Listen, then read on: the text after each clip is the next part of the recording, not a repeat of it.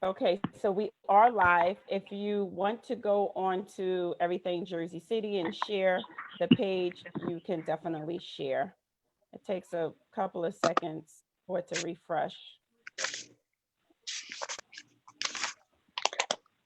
Okay, and I'm just going to make sure that we are on.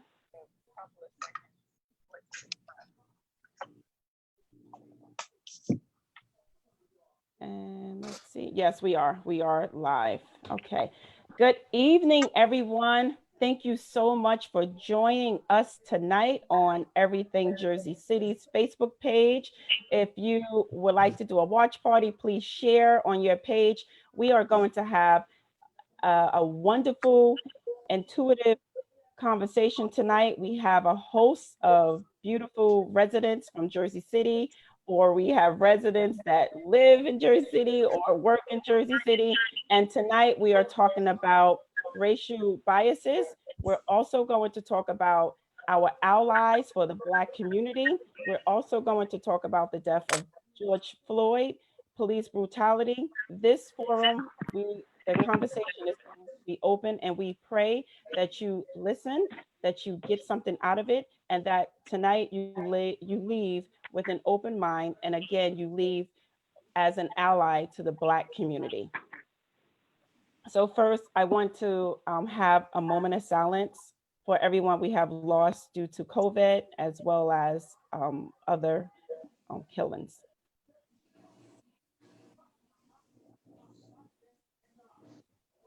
Thank you. So we have a whole host of beautiful people with us tonight. Thank you so much for being on. We have Pastor Hearst, we have Bishop Rodriguez, we have Sammy Mikhail, we have Divya Dodhia, we have Shirley Capaldo, we have Tal Shuster, and Gillian Sarjeant-Allen. Thank you all for joining. How are you doing tonight, everyone? Good. Doing well. Doing well. Yeah. Thank you, Angela. That is so great. So we have recently lost George Floyd due to police brutality. And we have been dealing with systematic racism for over 400 years. My ancestors, we were brought over here as slaves. And today we are in 2020.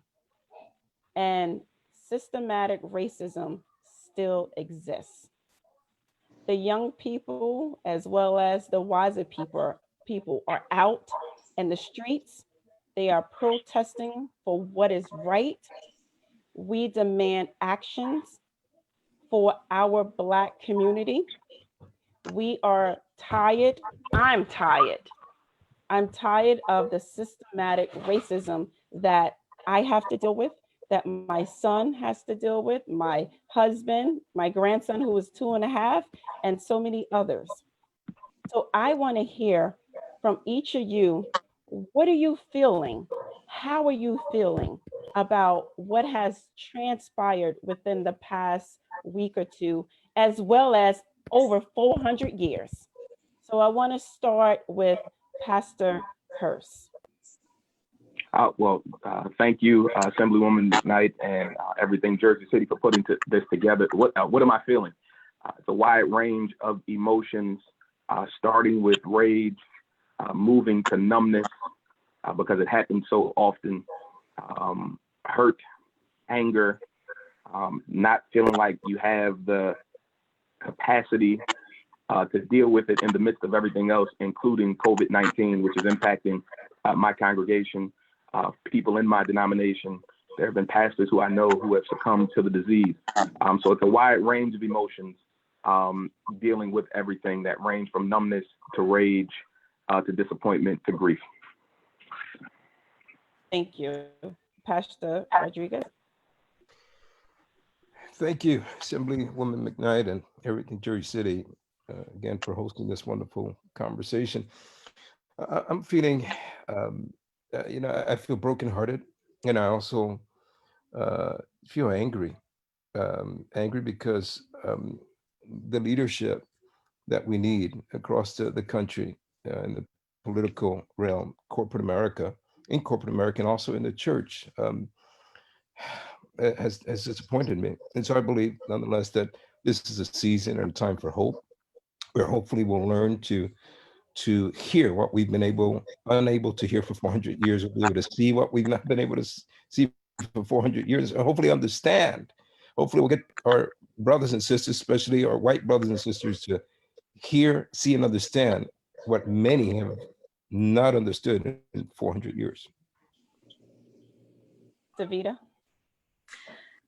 Thank you, Assemblywoman McKnight, and thank you, Everything Jersey City, for having me. I think the first emotion that comes to me is absolute sadness, that in this day and age, we're still going through this, and this is something that no matter how far in technology and research and medicine we excel, but somehow we're going in the opposite direction when it comes to racism. I have a 9-year-old daughter who I had to sit and explain what had happened because she had a school assignment.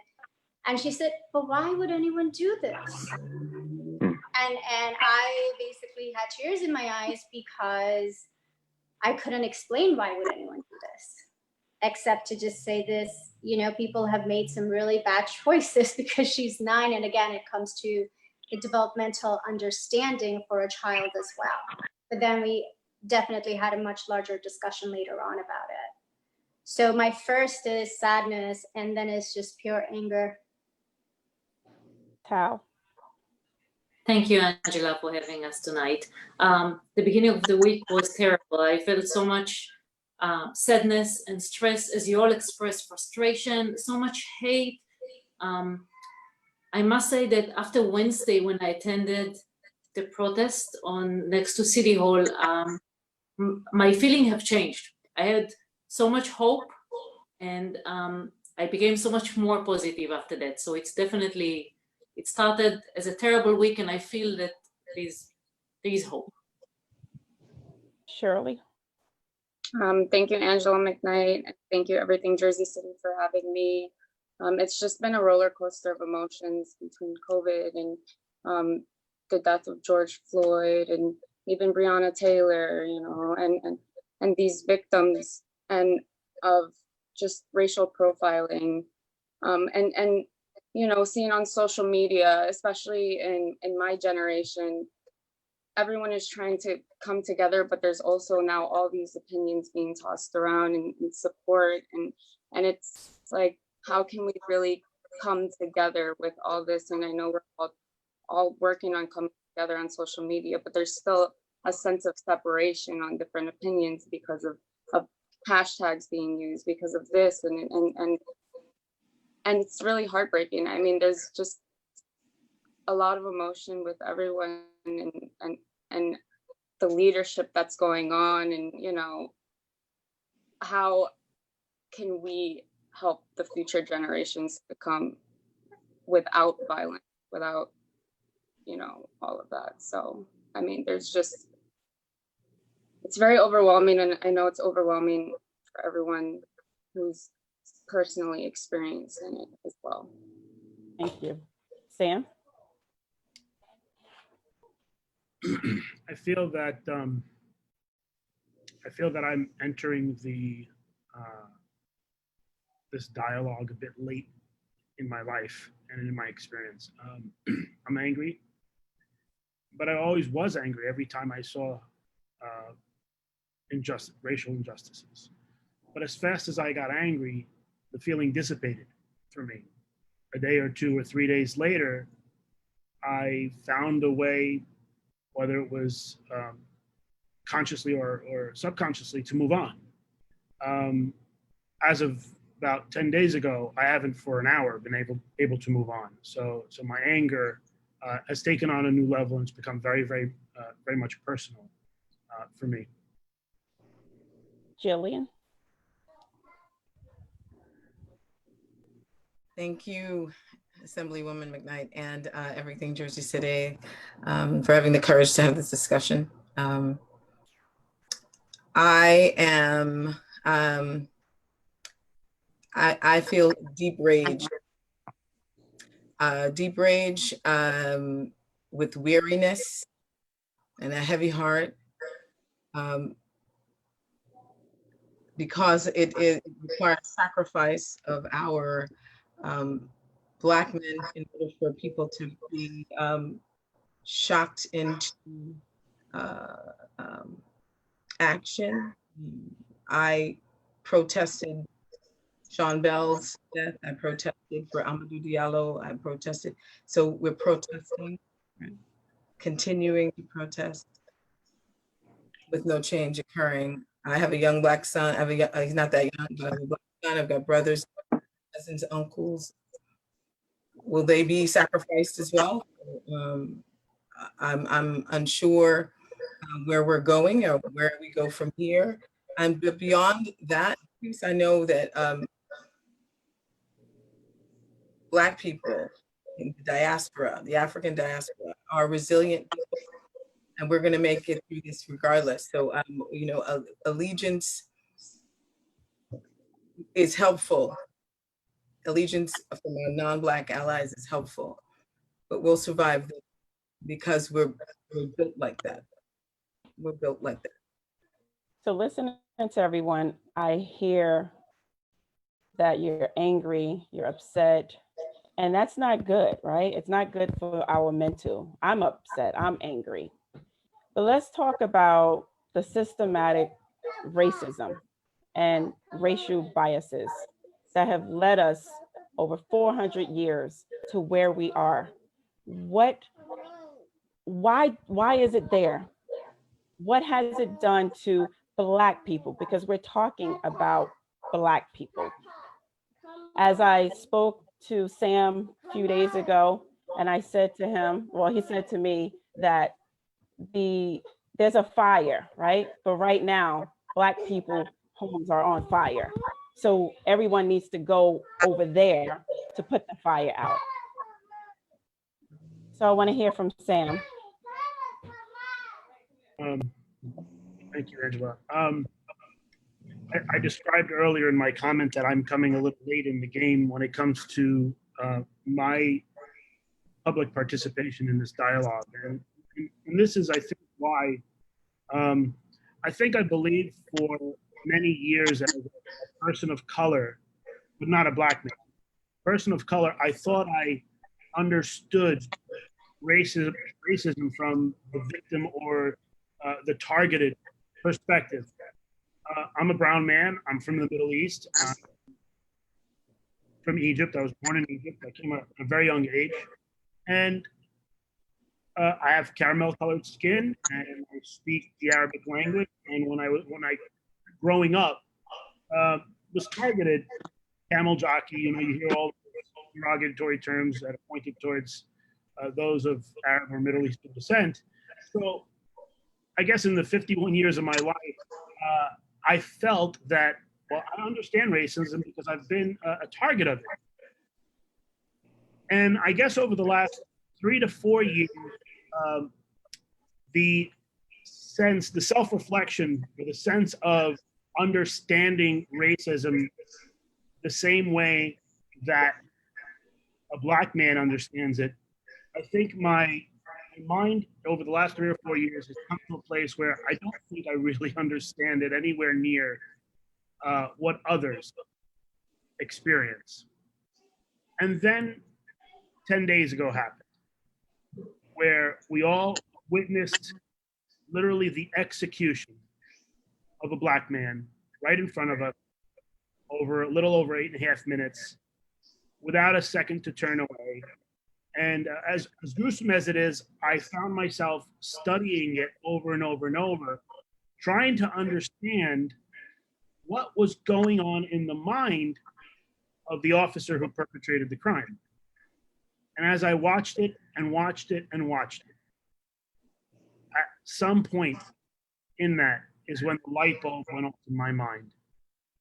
Now I'm beginning to hear the alarm sounding of the systematic racism that I've heard. It's been a phrase for me.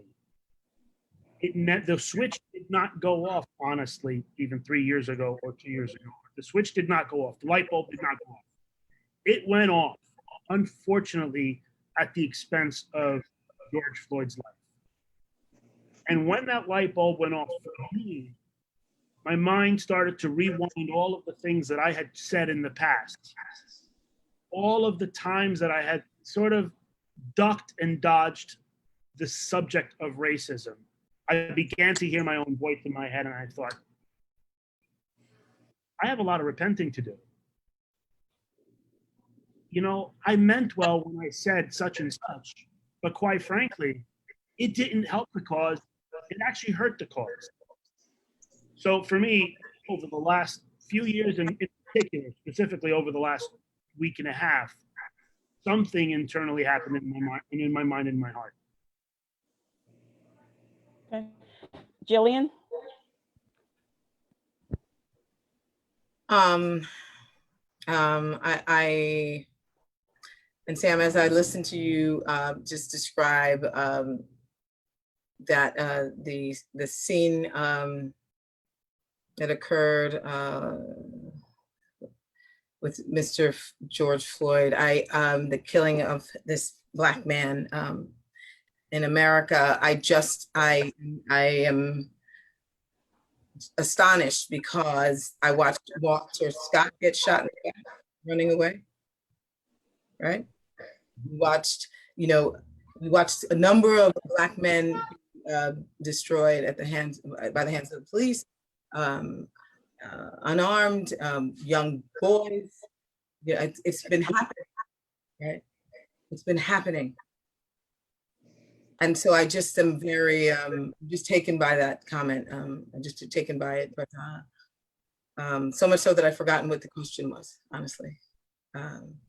You know, but you know what? Because you listened to what he said, and he's bringing back all of those emotions, and you're reacting to what has happened. Pastor Hearst, to know that George was killed, the cop had his knee on him for 8 minutes and 46 seconds. And to see it on national TV, what do you have to say about that? Ecclesiastes, I believe, talks about there's nothing new under the sun. I'm 36 years old. I've been pastoring now for 8 years. Mount Pisgah in Jersey City is my third church. And in December of 2014, I preached a sermon entitled "I Can't Breathe" after the grand jury in New York failed to indict the cops who murdered Eric Gardner.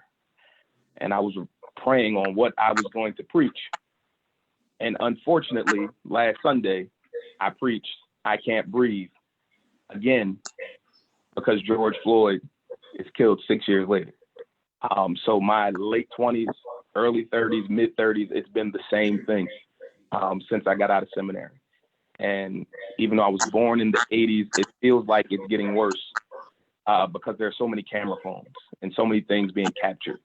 And I'm not sure why it took a George Floyd for people to wake up when you have a Tamir Rice who's 12 playing with a gun and murdered.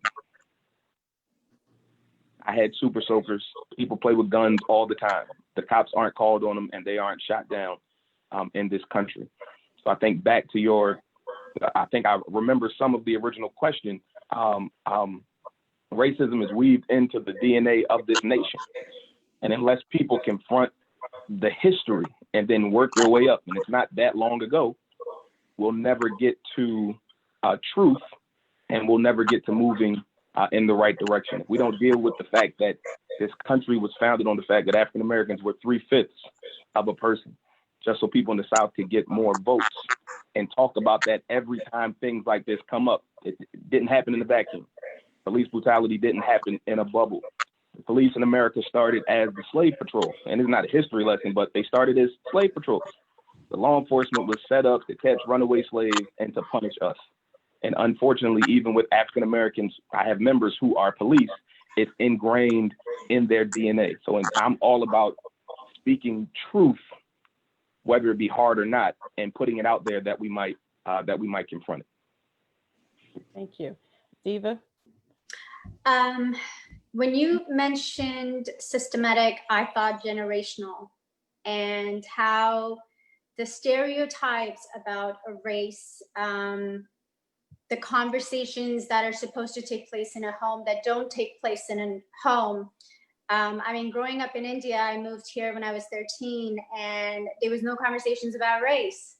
I was a victim of discrimination as well as racism, you know, and I think taking and going through that experience, I think, is what made me become a therapist. And now I feel that part of the work I do is trying to change some systems, working clinically as well as working in the community. And I'm very passionate about that. Unless and until, like you said, the conversations happen, that we start addressing the history and we start, you know, having the conversation on a broader level and naming what's happening, not just this has happened, you know, but actually giving it a name and calling it racism, calling it prejudicial, calling it discrimination. The attitudes and the messages are not going to change in our community. You're absolutely correct. And you hit it on. We have to call it what it is. We can no longer sugarcoat it. It is what it is. So thank you for saying that. Tao, I would like to hear from you, and then I would like to hear from Pastor Rodriguez. Thank you. So similar to what Sammy said, I also came here about 20 years ago from Israel, and I came as a blank. I didn't know about, I was not aware how much racism exists. And for me, it's United States, the great country with wonderful opportunities, everybody is equal. So watching the video last week, again and again, talking to my African-American friends, talking to my friend who tell me, listen, Tal, to send my son in the morning is not the same as you sending your son in the morning. Realizing it, it was a wake-up call for me, at least.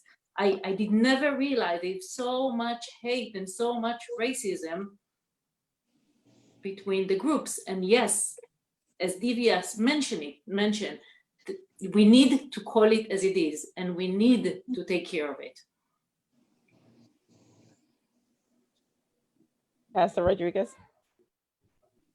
As I reflect on 400 years of systemic racism in our country, you know, I'm reminded of the history, and I've made it my job for the last several decades to educate people, especially Latino people who forget that racism exists even against Black people among Latino and Hispanic culture.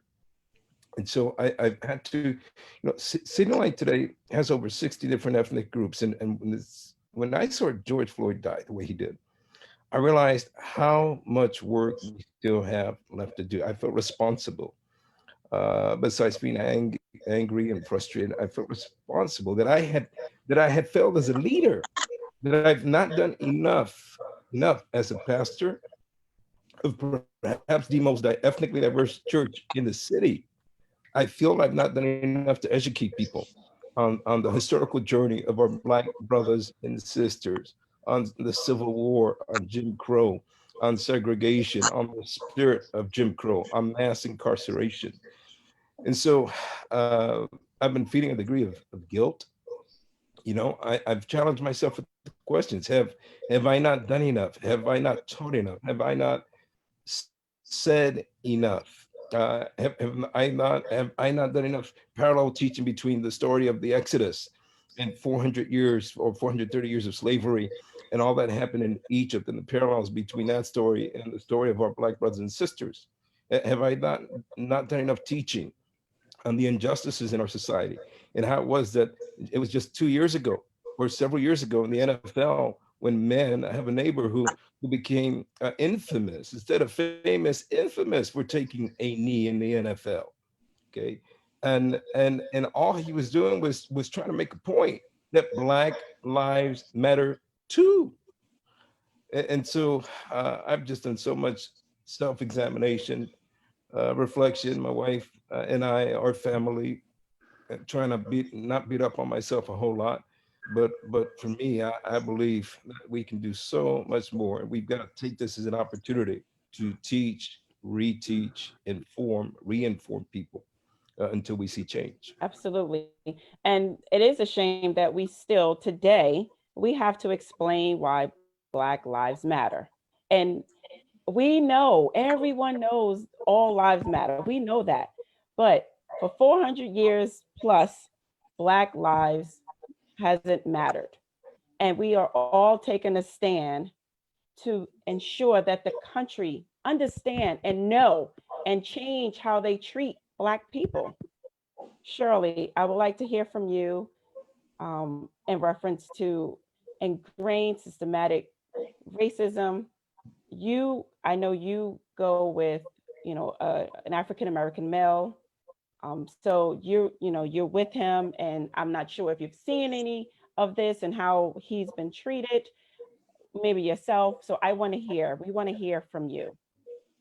I see it a lot. I mean, as the African American male, he has to work 100 times harder. He has to prove himself more, and it's very painful to witness that because of the color of his skin and not being judged of who he is as a person. I remember it goes back to also in school, and not just learning, but really feeling what it feels, because they teach it in history, and I remember learning it, but at such a young age, we also, at the age of 8 or 9, it's hard to process that information. And when you get older and you're out in society and you start experiencing it, you don't really understand. I remember talking to my teacher in the 6th grade. She did this experiment called the blue-eyed experiment with us. And she separated the students, some of the students in the class who had blue eyes, and some of the students in the class who had brown eyes. The majority of our class, was Black, Latino. And it was a powerful moment when she separated the brown-eyed kids, saying they're smarter than the blue-eyed kids. And for that class, for us being 12, it was a powerful but eye-opening moment for the whole, for us as a whole. And I think more interaction, more acknowledgement like that should happen, because social media is also flooding the youth. And at this point, it's really, what are we showing the youth, and how can we, how are we working together in a society to enlighten that Black people are looked at differently because of the color of their skin. And I see it on a day-to-day basis of how hard, this man has to work just to equate. Understandable. So Miss Cooper, who was in Citrus Park with Mr. Cooper, who was a bird watcher, called the cops on Mr. Cooper. She was threatened, and just watching her body, her tone, her voice, she knew that she could call the cops and something would happen. When you watch that, when I saw it, it just brought me back like, wow, cops are supposed to serve and protect. And she is actually lying. And I'm happy that he had the technology to record it so that everyone can see it. But where do we go from there? Will she be charged? Will she do this to someone else? How do you think Mr. Cooper feels? What could have happened if the cops, like another, if he didn't have the cell phone? Just imagine that. Pastor Hearst? I think we know what happens if there's no cell phone, and unfortunately his name was Emmett Till. And because someone lied, a white woman. And years later, she told the truth. Oh, he didn't do anything. He didn't whistle. He didn't look at him. And so I'm not repeating myself, but until allies of the African American community start talking about white supremacy, the false notion of white supremacy, and how white supremacy allows people in the majority to feel like they can do or say anything to people of any color, it won't change. And we really need allies who will talk about white supremacy and this government. No politicians are perfect. We don't expect them to be. But when you have a president who has no problem with protesters, I want to say this, he has no problem with protesters. He encouraged white militia protesters who were at the state capitol to try to go back out into COVID. He encouraged them to go stand up against Democratic governors. He's against protesters who are brown and allies who wish to help them. And that's a form of white supremacy. So for the people who call the cops, for the people who do all of these things, for the white women who feel like it's okay to fake assault, one of the most dangerous things in the world. And we've known people to be shot, people to be arrested, people to be accosted, all because of lies. But until people who look like, I don't know, what's her name? I don't want to misquote her name, but until people who look like the woman who called the police start talking about white supremacy and how it's a problem, nothing will change, because we've been hollering since we came to this country. And like the sister Gillian said, we will keep persevering because we're a resilient people, and we're not going to stand for it. We're not going to put up for it, but we don't have the power in this country. And racism is, I'm sorry. No, go ahead. Racism is a white problem. White people have to start dealing with it to tear it down. You can't expect the victims of racism to be the people who come up with all the solutions for racism while holding our hands and saying, you know what, it's okay. You'll get over your racism and we'll just deal with it. No, it's a white problem that white people have to deal with. And real allies, like people who Bishop Rodriguez and I work with in Jersey City together, are willing to admit, you know what, I've got a problem. We've done the wrong thing. How can we make this better, working together, listening with us and partnering with us? But racism is not a black problem to solve in this country at all. Well, I'm happy that you said that, because you're bringing us to our second fold of this conversation. Where do we go from here? How do we get allies on Black people's side? What do we need to do? Because again, we've been fighting this Black people have been fighting this for over 400 years. It's time that our white friends, our white counterparts and non-white, come on board so that we can all cross that finish line together. So I want to hear from Sam. Sam, where do we go from here? And I want you to think about yourself. What can you do individually to help collectively? Because we all have a platform. I had a thought earlier, and I want to finish that thought so I can transition this, because I think this is a pivotal moment. One of my defenses, and I call it a defense now because it was my way of handling a very uncomfortable situation. One of my defenses, well-meaning, is when I heard the phrase, the 3 words, Black Lives Matter, I would instinctively, like knee-jerk reaction, say, yes, all lives matter. Because I couldn't disagree with those 3 words, because I believe that the Black man, Black woman's life is just as precious as any other life. But what I did not realize in the years of saying that is that every single time I said those words, yes, all lives matter, is I was taking away from the pain and the oppression that the Black man, Black woman uniquely experiences that I did not experience. So this is where I'm going. There is another light bulb that went off in my mind recently, and it's the light bulb of white privilege. That's a phrase I also did not understand. It bugged me.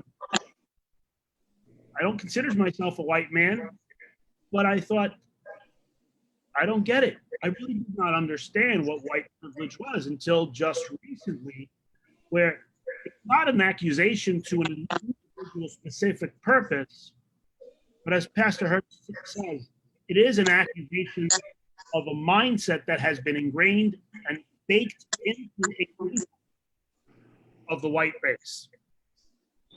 And whether or not someone who is of white pigmentation or no pigmentation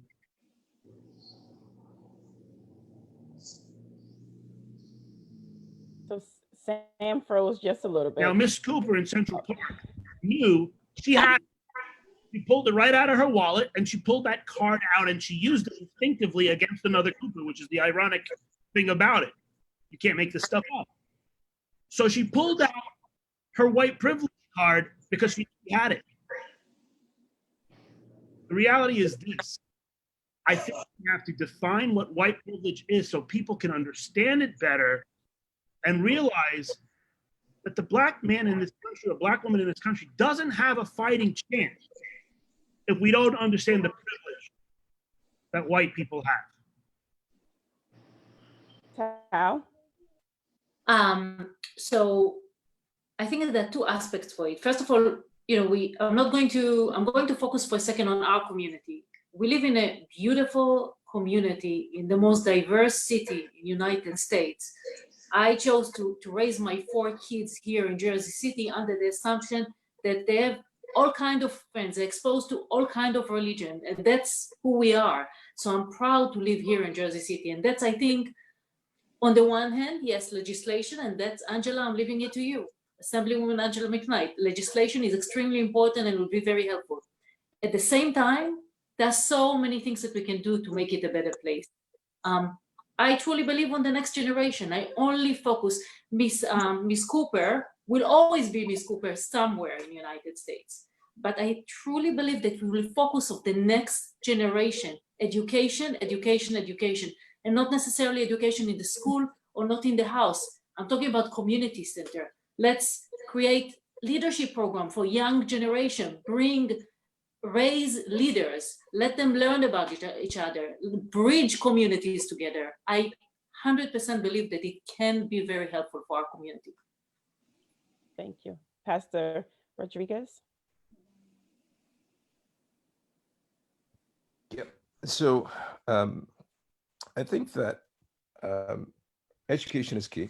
All right, we have to educate our children, educate our spouses, educate ourselves, educate our parents.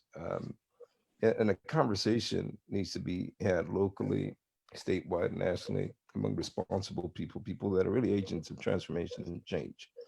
So folks that are willing to hear the story, but hearing with the intent to understand, and folks that are able to see the big picture. And so I believe in partnerships. I believe the way forward is that we have to utilize our power base. I'm trying to use everything in my background in corporate America, especially in investments, to help people of color.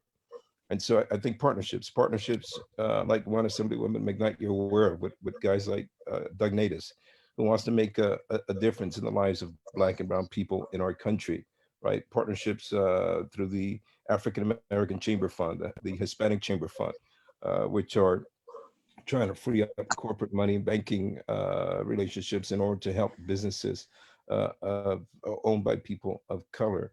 Partnering with folks who really care. Like some of you know, I have a strong relationship with our governor, and one of the reasons why I do is because I really believe that he cares. I really believe he cares about people of color. Okay, I don't believe you can sit on the national board of the NAACP and fake it. I don't believe that. I believe you got to be for real. And so we pushed them hard.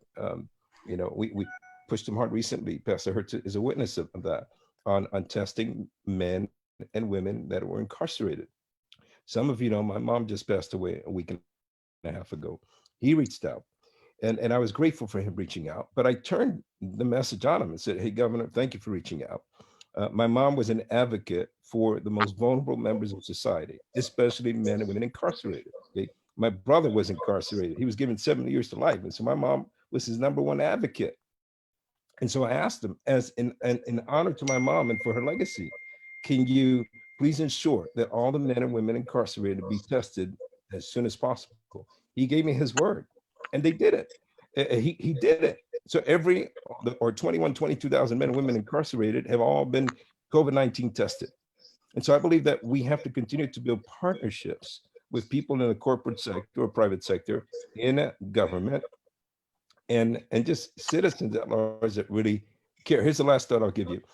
There's a book written by Anandrit Haradas titled Winners Take All. And his thesis for helping, in essence, poor folk, or for rich people themselves who are insulated and they've insulated their wealth, to care enough to allow poor folks to come into that insulated system to gain wealth. And secondly, community organizing, like the one that Pastor Hearst mentioned before, where we come together in mass numbers, we can really make a difference in our society.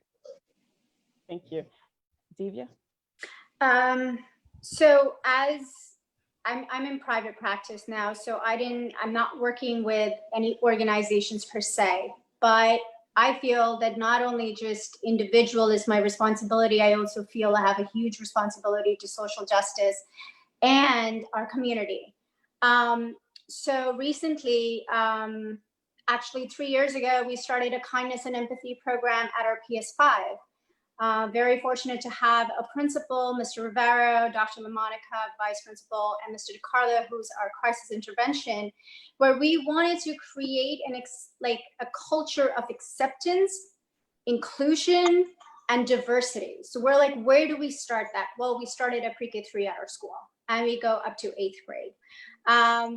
Every year, every classroom is so different, but we address not only just to be kind and to be nice or to try to understand another person. Yes, those are absolutely the skills that every child should have. But my main responsibility is to point out that we all are different and things are not going to be equal. They're not going to be. So do you have those skills? Do you can still see your friend and the food doesn't smell good, but is it okay for you to sit next to that person?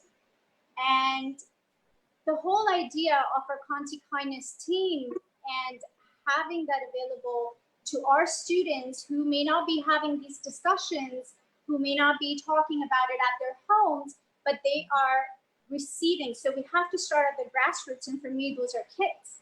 So when we talk about educating our next generation, that's what I go. I'm like, they're gonna get their math and sciences, and they're gonna get that. But where are they learning about racism? Where are they learning about that different does not mean bad? Where are they learning that stuff? And if you're spending 8 hours in a classroom or 10 hours at school, how much of that curriculum is actually teaching you? Right? And working with Jersey City together and working with Bridget D'Souza, we are able to bring that program to some of the principals who are very open to having me in their schools and starting up, whether it's a parent-led program, whether it's a teacher-led program. But again, Angela, it starts with a conversation, right? And it is to say, you know what, this exists in our society, we need to address it. Absolutely. We have to have that conversation. We have to have it in the schools. We have to have it at homes. We have to have it in the community. We can't no longer sugarcoat what has been going on. We have to speak the truth. The truth shall set us free. Shirley. It really has to start by empowering and understanding, especially young Black women and men. I remember being in sociology, and they were saying that our teacher specifically said, it starts with the youth when a young Black man is arrested for cutting school, and all of a sudden his record is messed up for the rest of his life. And because of a record like that, they can't, get a job. And what does that resort to? Drug dealing and trying to provide with your family through other sources, and really understanding the vulnerability in the minority community, and not just reacting off of their choices, because a lot of the youth are struggling, and it goes into when they're adults, and it's hard to snap out of that because of their vulnerability.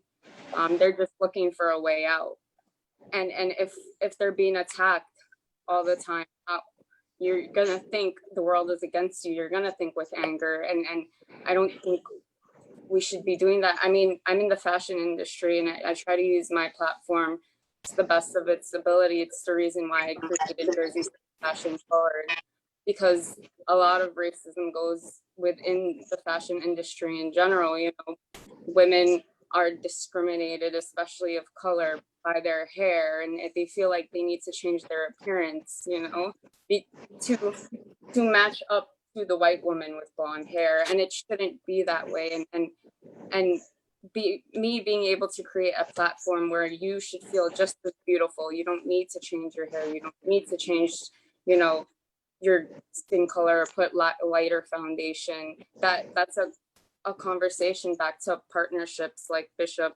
Rodriguez said, and my condolences to your mother. It's important to create these partnerships with the community. So what I want to say, and because we started off in the beginning, systematic racism, right? A black male can get arrested and have 50 years. A white male can get arrested and get probation. That continues to happen. So that black male that was arrested now has a record, can't get a job because he has a record. Whereas a white male who did the same crime, he can get a job, he can get an education. That needs to stop. So the struggle that Black people, Black women, as well as Black men, the struggle that we deal with is part of the system. It's part of the system. I've seen it when I was in high school. I used to cut school, and it's a real shame. You know, you see the young Black kids targeted more than the young white kid that's cutting school, and that's why I go back to saying it starts with the kids, because, you know, society is really teaching that to the youth, and it just carries on to the next generation as they get. Well, we're not going to go with that anymore. No. We're going to have a new society. Gillian, I want to hear from you. We are in a new society today. I appreciate all of the comments that have been made to this point. I think that what we need to, the way we start is by those of us who are not directly affected by this, being willing, they need to be willing to sacrifice some things, because here's the truth of it. The system continues because it's profitable and beneficial to some people, right? If it is that when Black people were smoking weed, they had to be locked up under the jail, and now white people smoking weed, they get, you know, okay, see you later, make sure you put that away. It's something that is continuously perpetrated against particular people with rescue for others, right? And that, you know, the skipping of school that Shirley just mentioned, it impacts the young man for the rest of his life, but not only because of the record itself, it's about his own particular self-worth now that it means, right? That's carrying on to the next, to become a father, to become a husband with this lack of self-worth. So the real talk is, you know, Black people must engage white people in this life. They must. There's no way you can escape it. Every employer you've got, you must just figure out how to fit in to the system that is set up. And if you get to a particular level, I dare you to say something in support of your people out loud, right?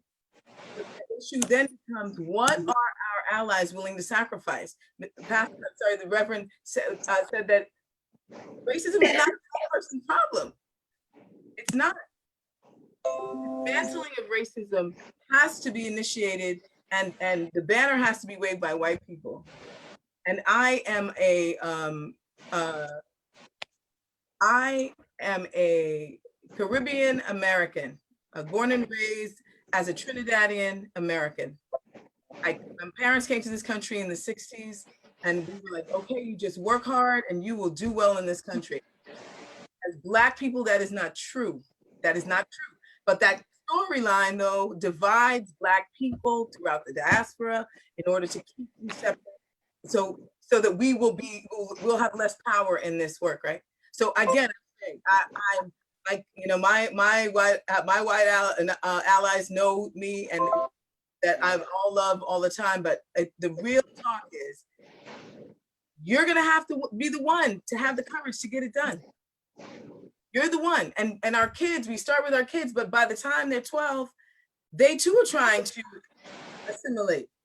They don't want to be standing out there because, you know, the school system's not requiring it of them. Their parents aren't because they're too busy. So I just say this to us all, right? You know, it's not going to be comfortable. This is not a comfortable road that we're going to travel if we want to really change it.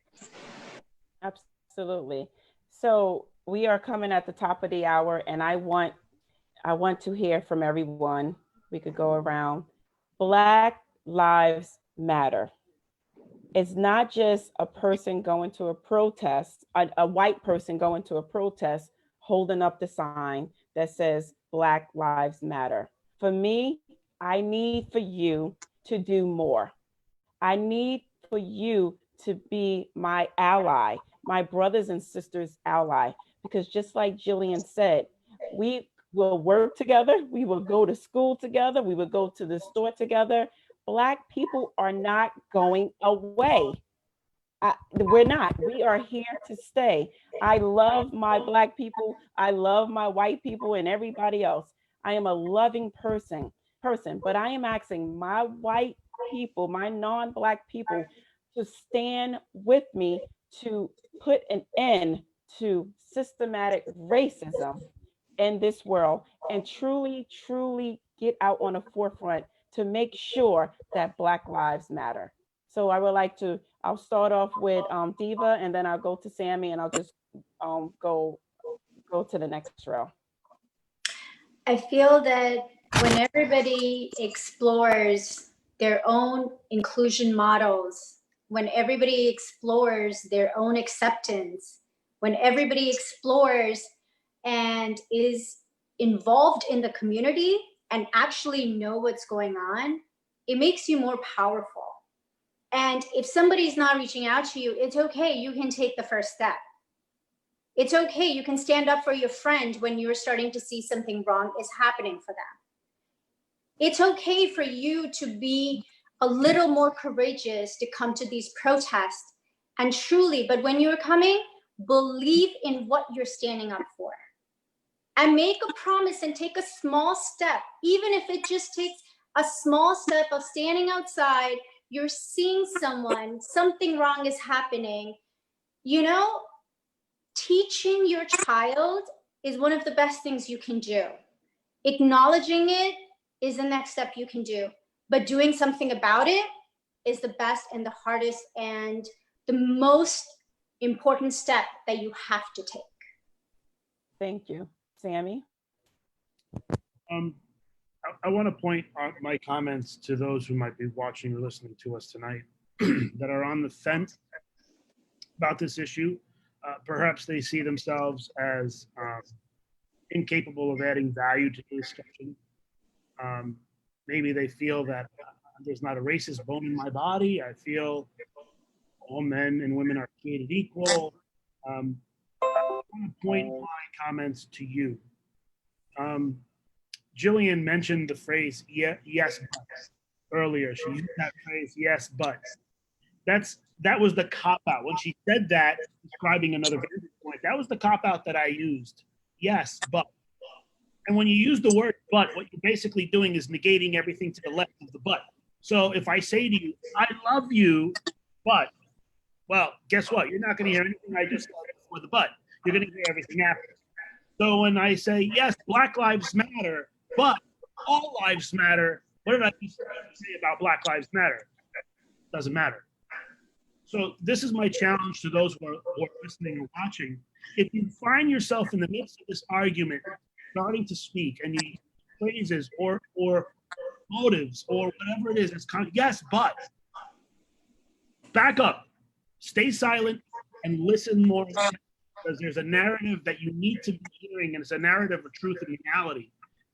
And the reality is that for me, I was doing that over and over and over and over. So for the yes bits of the world, back up and learn to listen, because there's a narrative you haven't heard yet, and it's the truth. Thank you. Pastor Rodriguez?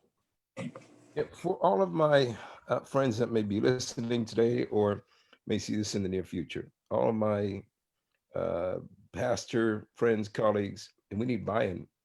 We need buy-in from all of my white pastor friends, all of my Latino pastor friends, Asian pastor friends, all of my non-Black pastor friends. We need buy-in. If you really believe in Christianity, and if we're serving the same God and the same Savior and Lord, which, by the way, the Father gave his for all of humanity, the whole world, then we need for you to stand with us and believe that Black lives matter. No if, no ands, no buts. Black lives matter. And yes, we all know that every life matters. But when we say that, what we're trying to convey to people is that there are 400 plus years of history where Black lives have not mattered to a lot of people in our nation. And they still don't matter to a lot of people in our nation. But if enough of us stand together, we'll certainly build a better nation for Black lives.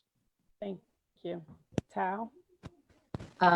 So for my all my friends and in the African American community, first of all, lots of love and support and hope. Second point that I want to make: learn about each other. We need to learn to know each other. And I think that last year I attended a gospel night for the first time in my life. It was probably one of the best night I had. So get to know each other, learn about each other, culture, traditions. And the third, and you, Angela, you're expert to do. Discussion is great.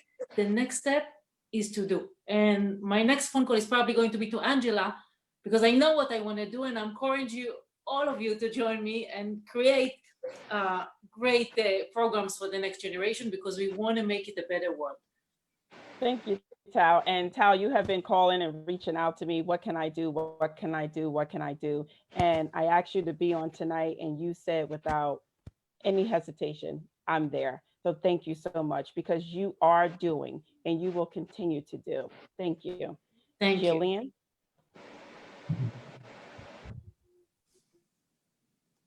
Yes, but joking.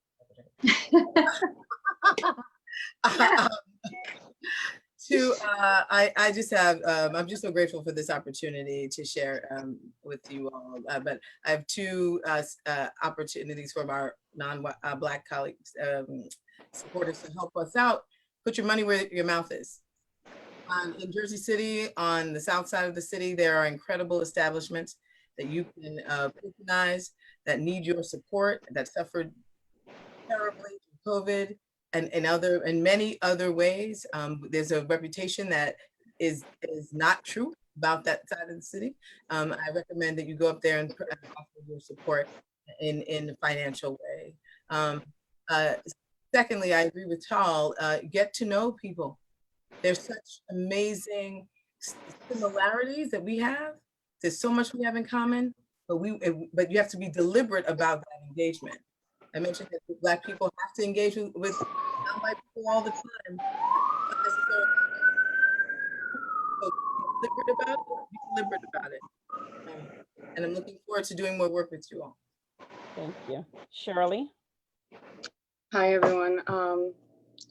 You know, we should all really take the time, my Asian friends, my Latino friends, my white friends, to understand that Black Lives Matter and the fear that they deal with on a daily basis based on the color of their skin is something I come to, realization that I don't go through the same thing. And although I've dealt with racism, from being called Chinese and this, it's not the same as being judged by the color of your skin. And we all need to realize that, take that in, and take the next steps to helping the Black community level to how they should not be treated still in 2020 based on the color of the skin. And we, like Sam said, you know,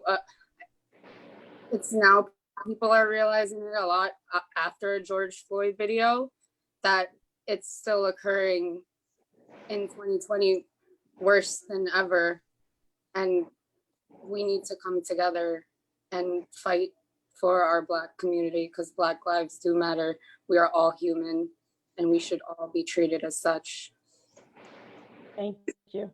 Pastor Hearst. Thank you again for this opportunity. For those who are listening, if you truly believe Black Lives Matter, you won't vote for people who cut off food stamps. If you truly believe Black Lives Matter, you won't support administrations that call peaceful protesters terrorists. If you truly believe Black Lives Matter, you'll be proactive in Jersey City and making sure the school district is funded. While billions of dollars come into Newport to build high rises, children in Greenville have to share books and don't have adequate resources. If you truly believe Black Lives Matter, you'll care about the gentrification that's happening in our city and displacing at a disproportionate rate Black and brown people who can't pay the property taxes. If you truly believe Black Lives Matter, you'll care about policy, and you'll make sure that your vote doesn't just benefit you, but it benefits everybody in the city. It is one of the most diverse places in the world, but Greenville is segregated in many, many ways. So if you want to be a real ally, I invite you to come to Greenville to walk the streets, but then go to City Hall, go to the state capitol, deal with the senator, and then vote the right way come November, so we can make sure we have an administration that's in place that will protect Black lives. Thank you so much. To the esteemed panel, this was a great conversation. To everyone that's watching, I pray that you got something out of this. And what we want you to get out of this tonight is that Black lives matter. Thank you so much. Have a blessed night. Thank you. Thank you, everyone.